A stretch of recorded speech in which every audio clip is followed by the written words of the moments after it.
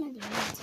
Astăzi o să ne jucăm un opi de data asta, care o să-l aleg eu din orice speranță.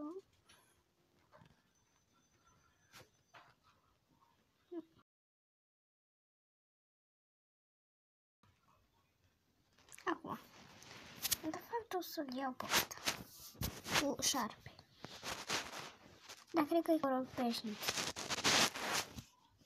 Sau poate fi altceva.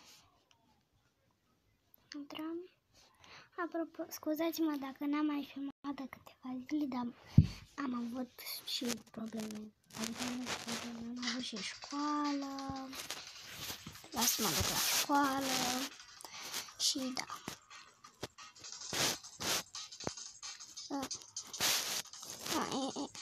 O să-mi folosească acea șopărle de acolo. De acolo. Da, și este foarte imposibil să faci asta. Dar pentru mine nimic nu e imposibil de făcut. Să știți. Nimic nu e imposibil pentru Rania. Sper să nu mă mească acea șopărlă dacă e nevoie. Nu! Te naibii de aici. Această parte nu este de trofeu.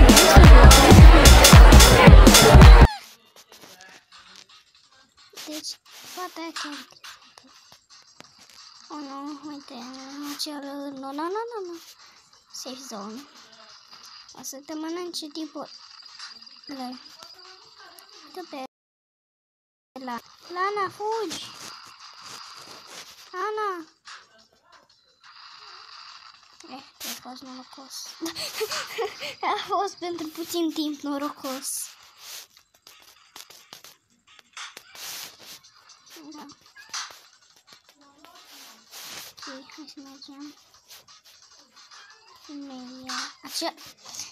Bă, dar mai puteți să stați, adică sunteți doar copii, gen.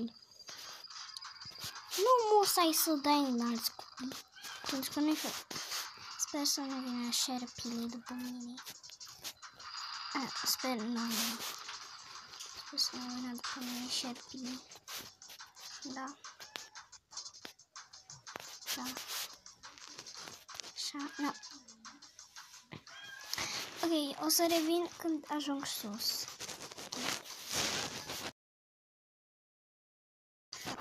E imposibil să treci de acel șarpe. Da. Și o să revin când o să ajung sus. Ok, am reușit să ajung doar până aici, pentru că scările alea sunt imposibile. Da, și m-a ajutat un tip, așa că l-am aruncat. Și da, am ajuns tocmai sus, am aruncat eu și da, a fost și nu contează, noi facem noi bine, nu el. Așa că haide în aventura strigațiura în continuare. O, nu vine pe Angela. Stai pe Angela. Scrieți-mi voi în comentarii ce, Doamne, iartă-mi asta. Adică are un corp de zici că a mâncat 3 tone de pizza, 70 de milioane de burger și 80 de carne. Da, gen. El nu știu dacă mănâncă 50 de tone de mâncare pe zi, dar nu se fain. Sper să nu mă împingă un șobolan. Pentru că da. Ai, iau treabă în partea aia, deci e ok pentru noi.